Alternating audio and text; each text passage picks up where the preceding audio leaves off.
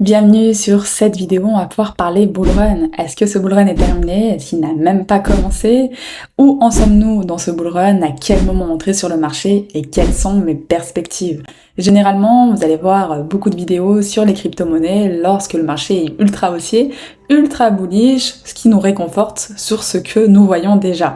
Le but de cette vidéo, c'est une vidéo qui arrive post-halving, où on a eu un retracement, où on a un total désintérêt des prix, où certaines personnes commencent à déprimer, et justement, elle a pour but de vous montrer où nous en sommes et tout ce qui est encore possible d'aller rechercher. Malgré les chutes que nous avons eues actuellement sur le marché en général, ne perdons pas le fil, gardons le plan, d'où l'importance d'établir un plan et de le suivre scrupuleusement pour ne pas laisser régir ses émotions. Car comme vous le savez, le trading et l'investissement demandent seulement de l'objectivité, de la rationalité et en aucun cas de la subjectivité.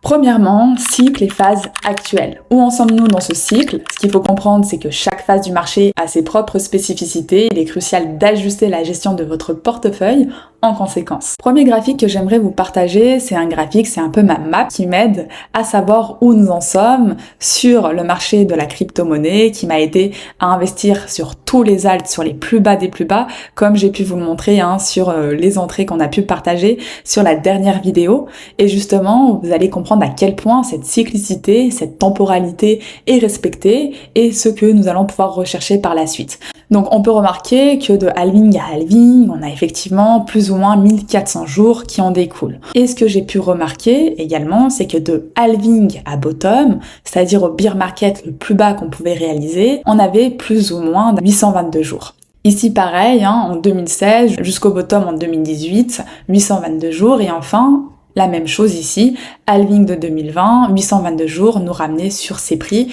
pour une potentielle réinjection, exposition sur le Bitcoin. Vous alliez ça à de l'analyse technique. Donc moi, en bear market, j'investis toujours au minimum à un retracement de 78% de Fibonacci, chose qu'on est venu aller chercher. Point d'intérêt pertinent. En termes de cyclicité, on était sur ces zones de prix. Effectivement, on avait un couteau tombant et ici on commence à avoir une structure, donc il y a vraiment tous les éléments qui commencent à être au vert pour pouvoir s'exposer sur le Bitcoin. Ici il y avait rien, en termes de cyclicité on était loin, ici il y avait rien, en termes de cyclicité on était loin, et graphiquement il y a strictement rien de ce côté également, ok? Donc la seule chose qui concordait avec tout, c'était cette zone. Donc nous personnellement on a investi, on s'est exposé ici et on l'a partagé quand le Bitcoin était ici. Donc on voit bien qu'ici on était dans une accumulation avec un spring qui a été opéré avant de pouvoir repartir. Maintenant, les phases qui sont importantes, on avait eu cette phase de réaccumulation avant de préparer la prochaine extension. On a eu cette phase de réaccumulation avant de préparer la prochaine extension. Et cette fois-ci, on est dans cette phase de réaccumulation sur laquelle on est en train de travailler le dernier ATH. Donc beaucoup de personnes ont peur de cette zone parce qu'effectivement, c'était le dernier ATH et peut-être des personnes ont le mauvais souvenir de s'être placées au plus haut et d'avoir subi cette variation baissière. Ce qu'il faut comprendre, c'est que le cycle n'est pas du tout le même.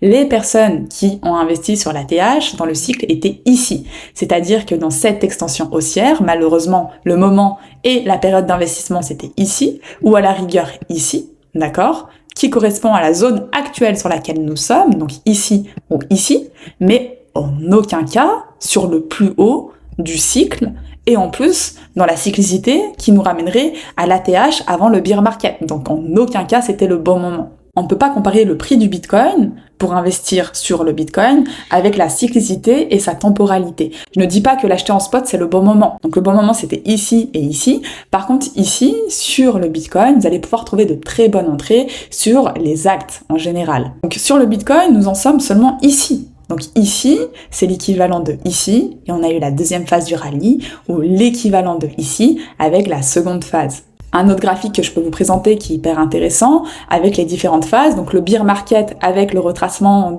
des crypto-monnaies en général, la phase 1 où on vient retracer le bear market, halving où on a la période de stagnation voire de correction, où on accumule pour préparer la deuxième phase avec le dernier rallye. Pareil pour ce cycle, bear market, phase 1, donc là, on a eu le Covid, donc c'était assez différent. On avait une correction beaucoup plus profonde, contexte assez différent, mais le halving avec la stagnation, voire la correction, avant de préparer l'accumulation pour le deuxième rallye.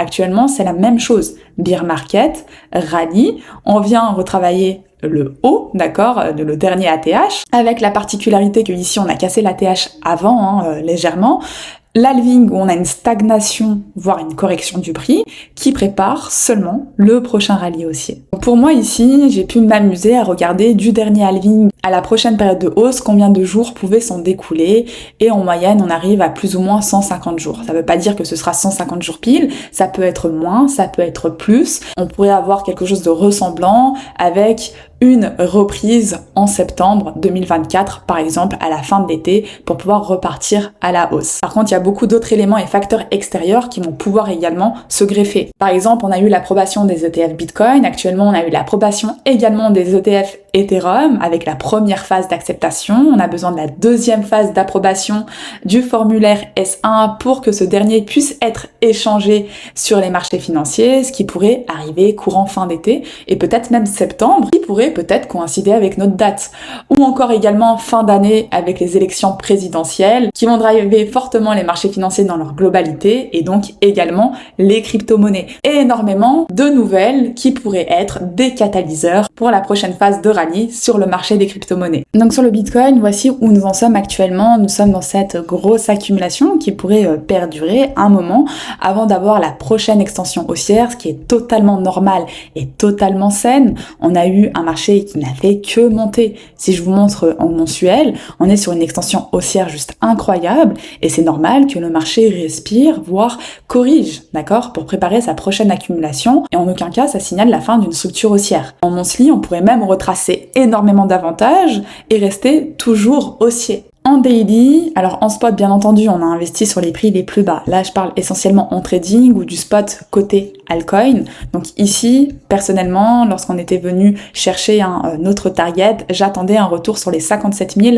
56 500 exactement, qu'on est venu rechercher. Et ici, on a pu se repositionner sur énormément d'alts qui ont très bien réagi, je vais pouvoir vous le montrer, d'autres alts qui sont restés sur les zones et qui sont toujours en train d'accumuler ou de retester certaines zones. En tout cas, cette zone était une zone excellente et pour du trading également sur Bitcoin comme sur Ethereum. Donc ici, je crois qu'on a fait un 25% si certaines personnes s'étaient placées et sur Ethereum, par contre, on a fait un 40%, ce qui est énorme pour du trading. Donc tout ça pour vous montrer que sur Ethereum, quel est le plan. Donc si cette zone tient en court terme, donc il faut que cette zone tienne. Si cette zone parvient à tenir, on va pouvoir accumuler et structurer dessus pour aller chercher par la suite la liquidité haute qui est ici, et même chercher par la suite si on vient casser fortement les 80K, ok. Par contre, si cette zone ne tient pas et vient à être brisée, on va pouvoir aller chercher des zones inférieures, donc chercher cette zone, ce point d'intérêt potentiel, pour pouvoir venir structurer avant de pouvoir repartir également. Cette consolidation est une consolidation ultra forte. Plus la consolidation est longue, plus le mouvement qui pourra en découler sera important. Si jamais cette zone ne tient pas, on garde en tête qu'on a quand même des zones inférieures à pouvoir revenir retester. Mais quand bien même si cette zone était retestée, on resterait totalement bullish et ce serait totalement sain. Mais pour le moment, on parle seulement de cette zone sur laquelle nous sommes en train de travailler. Et pour le moment, zone qui tient très très bien. On garde également la temporalité qu'on a pu voir tout à l'heure avec une notion de fin septembre qui pourrait nous ramener potentiellement donc à ici, septembre 2024, et également une période qui pourrait s'accentuer avec toute la fin d'année avec les élections présidentielles. Donc il va pas falloir attendre un Bitcoin qui arrive sur les 80 000 pour pouvoir et vouloir entrer sur le marché. Malheureusement, c'est toujours la même chose. Quand le Bitcoin était à 16 000 et que je disais à tout le monde que on était sur des prix intéressants, tout le monde voyait un Bitcoin à 14 000 voire à 7 000, et pourtant tout indiquait qu'on était sur une zone ultra intéressante. Quand le Bitcoin était ici, tout le monde voyait un retour, d'accord, beaucoup plus bas, et pourtant tout indiquait qu'on était sur une zone intéressante. Ici, c'était la même chose, et ici, c'est encore une fois la même chose. En termes de temporalité, en termes de cyclicité, tout coïncide. Quand bien même on aurait un retracement qui perdurait sur le moyen terme, on est toujours sur d'excellentes zones, à condition de rentrer au bon moment et ne pas rentrer sur des extensions haussières. Attention, pour autant, faut-il entrer sur toutes les crypto-monnaies? Vous allez me dire qu'on est de plus en plus nombreux et nous avons de plus en plus de liquidités entrantes sur les marchés, et attention, à terme, n'en parlons pas. Certes, mais il y a également des milliers de projets, sans parler des mêmes coins qui sortent chaque seconde sur des écosystèmes comme Solana.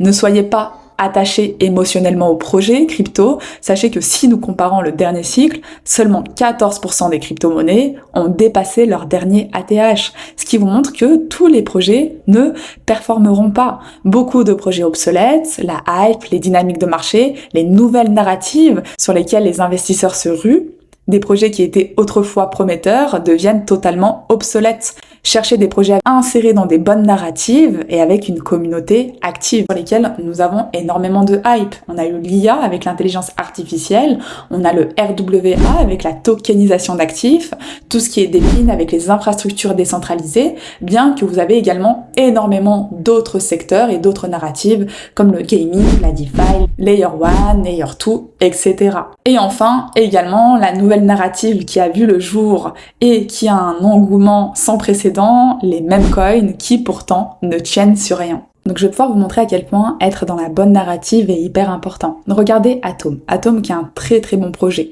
Un projet solide, les équipes derrière sont juste fantastiques et pourtant on a un projet qui n'a pas pris. Alors si on prend, d'accord, le bottom, on est toujours dans le bottom, on est revenu au prix d'entrée. Donc il y a quand même un désintérêt entre guillemets. Ça ne veut pas dire que Atom ne va pas partir. Je suis juste en train de vous parler de la hype et des pourcentages que l'on peut rater lorsqu'on s'obstine à rester sur des crypto-monnaies qui ne veulent pas pour le moment partir. Je prends Ando. Ando qui est dans la bonne narrative, dans le RWA. Donc regardez Ando. Ando ne fait que monter. On est sur un marché qui est totalement vertical pendant qu'on a des cryptos qui ne décollent pas. On a eu la dernière chute, c'était avril 2024. On prend Atom. Avril 2024, on était ici, dernière chute. Atom, quand il y a eu la reprise du marché, on a fait un 29%. Sur Ando, on a fait pratiquement 153%. Et parce que ça s'inscrit sur la bonne narrative, mais bien sûr, c'est également un bon projet qui a une très bonne communauté. Voilà, il y a d'autres éléments qui doivent être pris en compte. Être dans la bonne narrative seulement ne suffit pas à faire monter un projet. Est-ce que maintenant, ça veut dire qu'il faut investir sur toutes les bonnes narratives et n'importe quand? Non, bien sûr que non. Regardez, je vous prends un exemple Rio. Rio, personne n'en parlait. Personne. Le RWA, on n'en parlait pas tant que ça. Personnellement, on s'est placé sur cette accumulation sur Rio à la suite de la cassure de cette première accumulation. Donc là, on était en train de réaccumuler et on retestait des niveaux ultra intéressants. On s'est placé ici. Personne parlait de Rio. Rio a performé, on a eu un pourcentage, un gros pourcentage qui s'est fait, si 10%, on est déjà à pratiquement du x10. Si on avait investi sur les 0,25 à la cassure ici, on est pratiquement sur du x5, du x6. Ok, si on prend l'ATH, on est à des pourcentages qui sont juste énormes, pour montrer à quel point on est sur du x10. Donc personnellement, j'avais fait mon x10 dessus, mais on pourrait, pour les personnes même plus basses, on est sur du x20, ok? Donc ce qui est magnifique sur Rio. Mais malheureusement, Rio, les personnes qui n'étaient pas placées ici, puisque personne n'en parlait, tout le monde en a parlé quand Rio était en train d'exploser. Donc tous les débutants commencent à se placer. Et règle numéro 1, quand on vous parle d'une crypto, c'est trop tard, vous avez loupé le train. Un élément de timing, quand personne n'en parle, quand on a une période de désintérêt, c'est le bon moment. Quand on a une période d'euphorie et d'explosion, faut prendre ses gains, mais à aucun moment rentrer. Preuve en est, les personnes rentrent sur un ATH et prennent un moins 60%. D'où l'importance, d'investir sur les bonnes narratives, mais au bon moment, dans la bonne période, et surtout, graphiquement, sur les bons prix. Donc actuellement, sur l'ensemble des marchés de la crypto-monnaie, on est en train d'avoir des pourcentages de retracement qui deviennent hyper intéressants. On est sur du moins 50% à du moins 70% sur certaines crypto-monnaies. On retourne sur des niveaux hyper intéressants. Et l'avantage qu'on a, c'est que l'ensemble de la crypto-monnaie, l'ensemble des coins, retrouve des niveaux hyper intéressants, à part certaines crypto-monnaies avec énormément de hype qui, elles, ne veulent pas retracer ou retourner plus bas. Par exemple, ici, nous, on s'est passé sur les 39 centimes, on avait réalisé un 350%, et actuellement, on revient rechercher des prix intéressants pour des prochaines expositions pour les personnes, par exemple, qui n'étaient pas placées. Et ça, vous le retrouvez sur l'ensemble du marché. Et à l'inverse, des crypto-monnaies qui ne retrouvent pas des niveaux intéressants, qui ne veulent plus retrouver les niveaux intéressants, comme TrueFi, sur laquelle on avait investi sur les 0,045. On a pratiquement fait 430%, ce qui est magnifique. Mais voilà, vous allez avoir des crypto-monnaies qui vont énormément performer, pas retrouver des plus bas, d'autres qui vont retrouver leurs plus bas et commencer à faire de belles structures. Mais en tout cas, là, on commence à avoir des choses juste magnifiques sur le marché, et c'est pas le moment moment de tourner le dos pour revenir lorsqu'on aura fait des ATH de partout. Trouvez les cryptos qui vous intéressent le plus sur les bonnes narratives, celles qui commencent à retrouver des points hyper intéressants et franchement sur le marché c'est pas ce qui manque. Mettre vos alertes, attendre vos confirmations pour pouvoir avoir vos premières expositions si vous n'êtes pas encore exposé par exemple. Donc j'en ai terminé pour cette vidéo, j'espère que c'est une vidéo qui a pu vous plaire. N'hésitez pas à me le faire savoir, à me donner votre avis. Dites-moi de votre côté quelles sont vos perspectives et je vous dis à très vite pour les prochaines.